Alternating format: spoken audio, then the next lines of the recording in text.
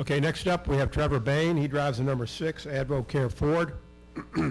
And Trevor, certainly come here to Bristol. I guess you would consider it your home track, being so close from your home area of Knoxville. Just talk about the significance of racing here at Bristol and your outlook for this weekend. Well, Bristol's special to almost every driver, I think, and even more so for me, being that it is a home race for me. We were at Food City Race Night last night and got to see a lot of fans that I've seen since I was probably 6 or 7 years old, signing autographs there. And the reason this place is so special to other drivers is because of the unique characteristics of Bristol Motor Speedway. When you walk in, you just feel something different, and for me, it's a place that I grew up watching races. A lot of people grew up in Indy or Daytona and went to those races and watched, but Bristol was that place for me where I sat in the grandstands at 4 and 5 years old and thought, man, I want to do this one day. And so to be able to come here to Bristol and go out on the racetrack and be making laps at the top levels of NASCAR, it's something that's special for me. And being that it's a short track, it's kind of my style of racing, and even though it's unique from other short tracks with all the banking that Bristol has. So I'm still trying to learn this place and figure out what it takes to go to the rooftop victory lane, but hopefully this will be the weekend we can figure that out.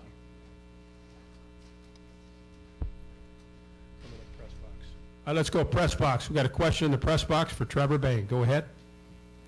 Hey, Trevor, I know you've been close this year. We've had a lot of top 10s, top 5s. How close do you feel like you guys are to winning right now? Well, I'm just glad to be back to an oval race where we've got a little bit better chance. Obviously, having 2 road courses in a row changes things a little bit for us, but I felt like right before that, Chicago and Iowa, we had made huge gains on our oval track program, and it relayed to different style racetracks, Chicago being a 1.5 mile, worn-out racetrack where you ran the top, and then Iowa, which was a short track that's really bumpy and a different style of racing. So I feel like we've made big gains, and hopefully we can continue to do that.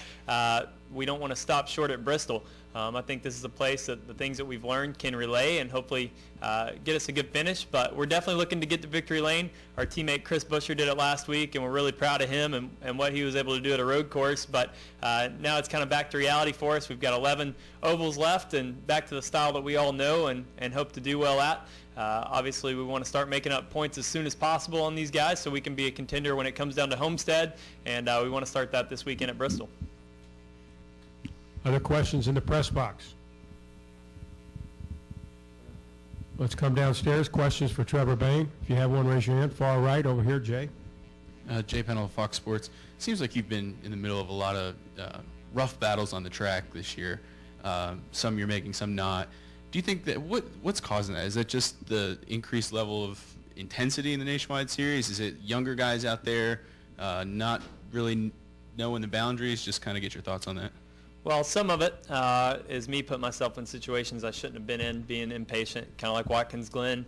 But some of it also is the cars haven't been as fast as we'd like to be. So you have to race really hard to keep your spot, and especially when you're racing around 10th place, that's where a lot of guys are battling hard, and that's the majority of the field is that, 7th to 15th range. Everybody's kind of capable of that range. So that's the hardest racing in the field, I feel like. The days where we've had top 5 cars are almost the easiest days. You just kind of get out front and just work on your race car and try to make it better. So if we could have faster race cars, it would help us a lot. We've been working really hard on that. Chad Norris and everybody at Roush Fenway Racing is focused on that. They understand that, and so it's no lack of effort. But we're finally making those gains. And then part of it, too, is just some guys not knowing the limitations of a Nationwide car yet. I feel like we've been caught up a couple times in things that weren't necessarily our making, even though some of them were. So, it's just being at the wrong place at the wrong time, kind of like Michigan and Loudon there. So it's a combination of a lot of things, but I feel like if we can get to where we can run top 5, you have a lot less of those days because the guys you're racing around are Cup guys and people who have more experience and know the limitations of their cars a little bit better, and then your car's faster, so you're not having to race nearly as hard. You can afford to give up a little bit early because you know you can get it back later. Go over here far left. Brad, question for Trevor. Brad Norman, NASCAR.com. Trevor, how are you balancing your job with Roush Fenway this year versus your job for Roush Fenway next year? When the Nationwide and Cup Series are at the same place, does that give you an opportunity to kind of get a head start on next year as well? Yeah, I think the biggest head start has been driving for the Wood Brothers the last 4 years in the 21 Motorcraft Quick Lane Ford. That's given me huge experience and opportunity going into my first full-time Cup Series. Obviously this year I only run 12 races, which isn't nearly as many as we'd like to be running, but first things first, we're focused on this year first for Advocare, battling for this championship. I know a lot of people have counted us out, but we definitely don't count ourselves out. There's a lot of races left. A lot of things can happen. No restrictor plate races or road course left, so you can count some wild cards out, and we just have to get to where we can battle for wins and make up those points. But that's our focus right now, is strictly 2014.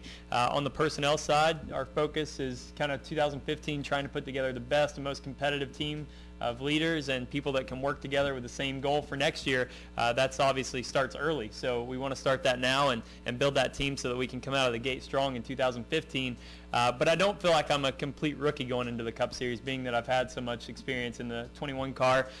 There are some tracks I've never been to with Pocono and Sonoma that I'll have a little bit of a learning curve there, but I've got some laps at majority of the other tracks. So I feel pretty confident about next season. We want to keep expectations realistic and understand where we're going to be at for my rookie season, full-time in Cup, but also knowing that we do have the opportunity to be competitive. Great teammates like Ricky Stenhouse and Greg Biffle are going to help me with my learning curve and with our cars. I think we all kind of have the same driving style and can work together really well. So I think we'll cross that bridge next year when we get to the off-season testing and all that. But for now, like I said, our focus is 100% on these nationwide cars, making them better and battling for this championship. Question right here in the middle. Matt, go ahead. Matt Weaver, PopularSpeed.com. Jack brought in Mark Martin to be a driver consultant and coach, and that type of role for Roush Fenway Racing. Have you started to work with Mark at all, or talk to him in any capacity? Yeah, Mark has been heavily involved over the last couple months, I would say, in all of our team meetings. So Mondays, we go back to the race shop and we break down every part of the race with pit stops and what the cars were doing, how we feel like we could be better going forward, and what we feel like we did better than last time. And every driver, every engineer, every crew chief is involved with that meeting and other people throughout the shop. And so Mark Martin has been a part of that and gives his opinion on things, and whether it's from a driver standpoint or his experience with race cars. And I feel like he's going to be a huge help going forward for all of us young drivers, especially for me next season going into my first full-time Sprint Cup Series. I think he'll be somebody I will definitely lean on. And having somebody like Mark Martin around with the experience that he has and the wisdom of racing and just like I said, overall experience, that's something that you can't trade for anything else. Guys that have been through it and kind of seen it all. So Mark is somebody I'll heavily rely on and talk to, and I look forward to building that relationship and learning from him. Yes, sir.